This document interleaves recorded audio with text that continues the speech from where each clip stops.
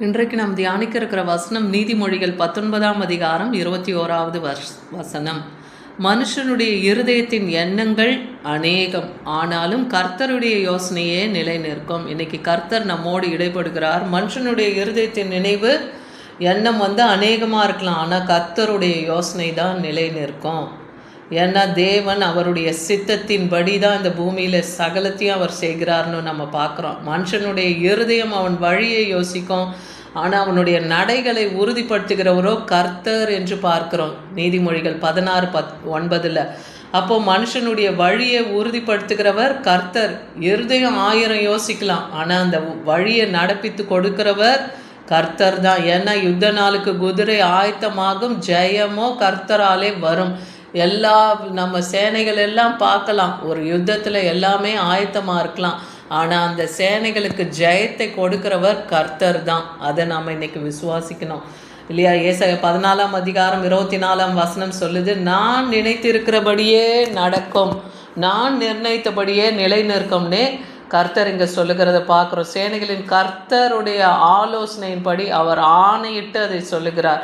அப்போ அவர் என்ன நினைக்கிறாரோ, அவர் என்ன நிலைநிறுத்தி வைத்திருக்கிறாரோ, நிர்ணயித்து வைத்திருக்கிறாரோ அதுதான் இந்த உலகத்தில் நடக்கும். நம்ம யோசனைகள் ஒன்றும் நிறைவேறாது இல்லையா? தேவனுடைய யோசனை, மனுஷனுடைய யோசனை எல்லாம் விருதா. மனதின் யோசனைகள் மனுஷனுடையது, ஆனால் நாவிலிருந்து பிரதி உத்தரம் வர்றது கூட கர்த்தரால் தான். நீதிமொழிகள் 16:1 பார்க்குறோம். சங்கீதம் 33:10-11 பாருங்க, கர்த்தர் ஜாதிகளின் ஆலோசனை விருதாவாக்கி ஜனங்களுடைய நினைவுகளை கூட அவர் அவமாக்குகிறார்.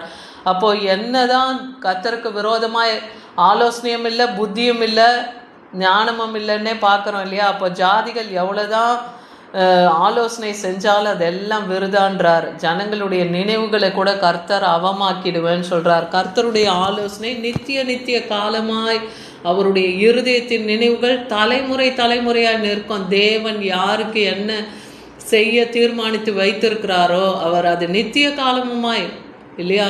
உலகம் தோன்றுவதற்கு முன்பாகவே கர்த்தர் நம்மை தாயின் கருவிலே தெரிந்து கொண்டு முன்குறித்து அழைத்து அறிந்திருக்கிறார். பெயர் சொல்லி நம்மளை அழைத்து அறிந்திருக்கிறார்.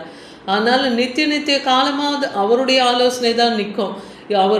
அவருடைய இருதயத்தின் நினைவு தான் தலைமுறை தோறும் நிற்கொன்னே வேதவசனம் சொல்லுகிறத பார்க்குறோம். அதனால தான் அந்தத்தில் உள்ளவைகளும் ஆதி முதற்கொண்டும் இனி செய்யப்படாத பூர்வ காலத்தில் கொண்டு நான் உங்களுக்கு அறிவிக்கிறேன்னே ஏசாயா 46:10 பார்க்குறோம். தேவன் தன்னுடைய தீர்க்கதரிசிகளுக்கு, தன்னுடைய பரிசுத்தவான்களுக்கு தன்னை யாருக்கு வெளிப்படுத்தணும்னு தேவன் சித்தம் கொண்டு இருக்கிறாரோ அவர்களுக்கு தேவன் சகலத்தையும் வெளிப்படுத்தி காமிக்கிறார் இல்லையா? அது ஆதி முதற்கொண்டு அந்தத்தில் உள்ளவைகளையும் செய்யப்படாதவைகளும் பூர்வ காலம் முதல் கொண்டே நான் அறிவிக்கிறேனே. அப்போ அவருடைய ஆலோசனை தான் நிற்கும். அவருக்கு சித்தமானவைகளை அவர் செய்வேன்னே சொல்கிறார். அவருக்கு சித்தமானால் அவர் சகலத்தையும் அவர் செய்து முடிப்பார். ஆனால் தான் கர்த்தருக்கு விரோதமான ஞானமும் இல்லை, புத்தியும் இல்லை, ஆலோசனையும் இல்லை என்றே நீதிமொழிகள் 23:30 பார்க்குறோம்.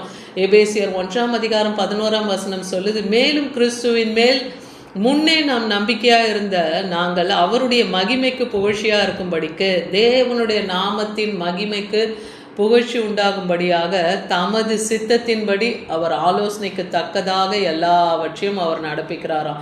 அவருடைய தீர்மானத்தின்படி தான் நம்மளை முன்குறித்து வச்சிருக்கிறார். எதுக்காக நம்ம முன்குறித்து வைத்திருக்கிறார்? கிறிஸ்துவுக்குள் அவருடைய சுதந்திரவாளிகளாய் நம்மை தெரிந்து கொண்டு இருக்கிறார். ஏன்னா அப்பா பிதாவே என்று நாம் தேவனை அழைக்கிறோம் இல்லையா? ஆண்டவராகிய இயேசு கிறிஸ்து அவருக்கு ஒரே பேரான குமாரன். நாம் அவருக்கு புத்திர சுவிகாரத்தின் ஆவியினாலே நம்ம அப்பா பிதாவே அழைக்கிறோம். அவருக்கு நாம் ஆண்டவராகிய இயேசு கிறிஸ்துக்கு நாம் உடன் பங்காளிகளாக இருக்கிறோம், சகோதரிகளாக ஆவிக்குரிய ரீதியில் இருக்கிறோம்.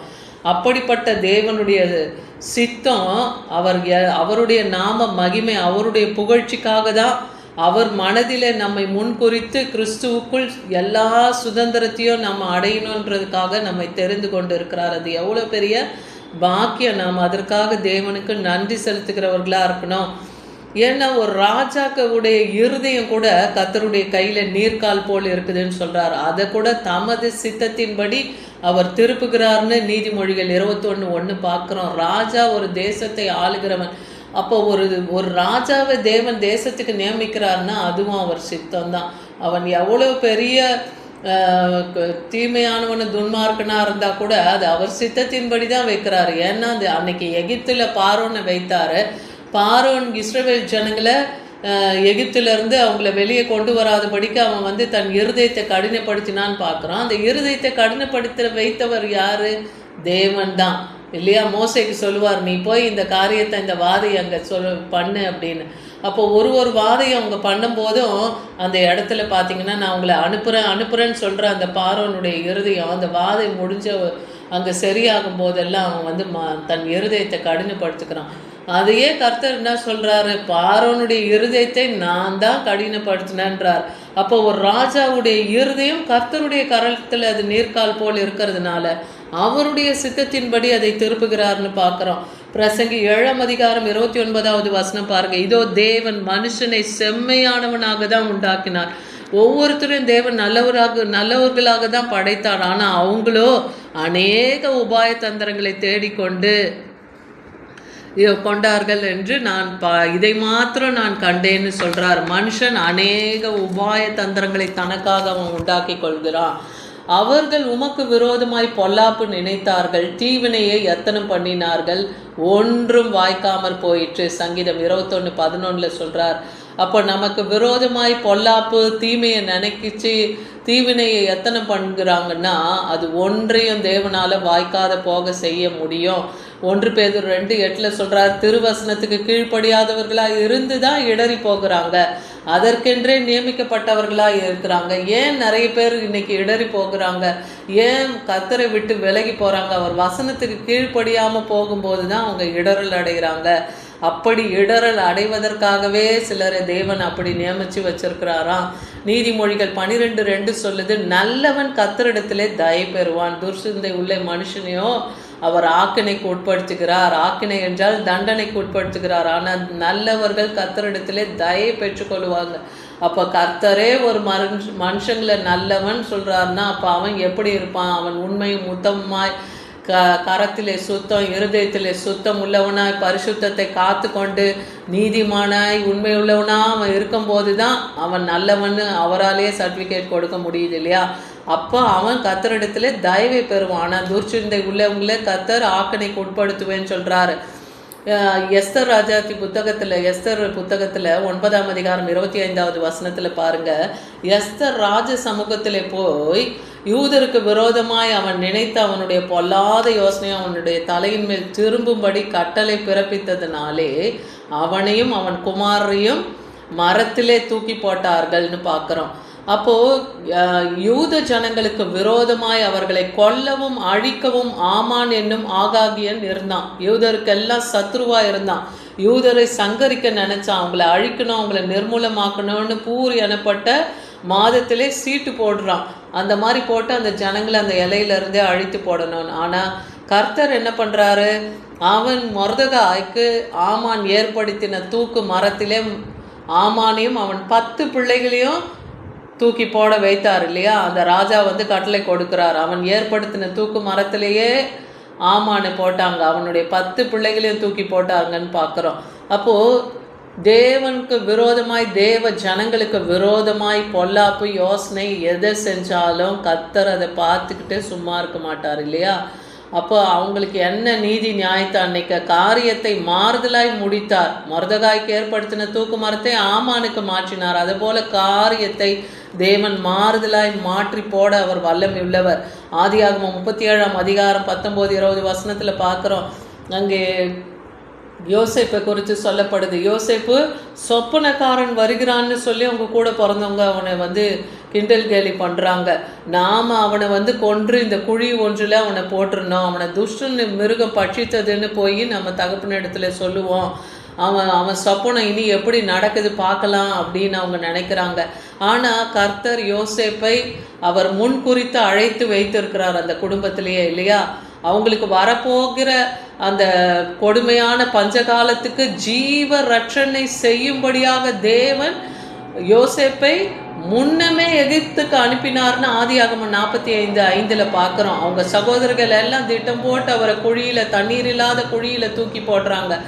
இஸ்மவேலர்களுக்கு அவர் 20 வெள்ளிக்காசுக்கு அவர் விற்கப்படுகிறார்னு பார்க்குறோம் இல்லையா?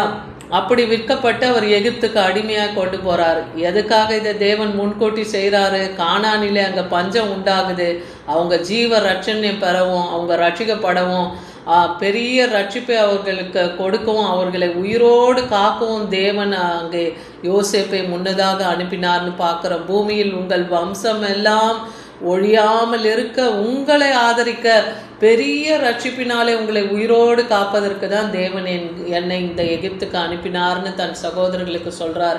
அதை போல் இப்போ அந்த மனுஷங்களுடைய யோசனையை அன்னைக்கு, அவங்க சகோதரர்களுடைய யோசனையை தேவன் நிர்மூலமாக்கி அவருடைய யோசனை அன்னைக்கு யோசேப்புக்கு நிறைவேற்றினதுனால தான் உலகமெங்கும் பஞ்சம் இருந்த போதிலும் அந்த எகிப்தில் மாத்திரம் தேவன் பஞ்சம் இல்லாமல் அங்கே செழிப்பை காட்டலிட்டார் இல்லையா? 7 வருஷம் பஞ்சம், 7 வருஷம் செழிப்பு. அதில் அந்த பஞ்ச காலத்தில், அந்த செழிப்பான காலத்தில் களஞ்சியங்களின் தானியத்தெல்லாம் நிரப்பி வச்சு பஞ்ச காலத்துக்கு அநேக தேசத்துக்கு அவர் போஷித்தார் யோசேப்பு இல்லையா? தன் சொந்த ஜனத்தையும் தன் தகப்பன் வீட்டாரையும் கூட போஷிக்க வைத்தார். அதனால இன்னைக்கு மனுஷனுடைய இருதயத்தின் நினைவுகள் எண்ணம் அநேகமாக இருந்தாலும் கர்த்தருடைய யோசனை மாத்திரமே நிலை நிற்கும். அதை விசுவாசிங்கள். ஆமீன்.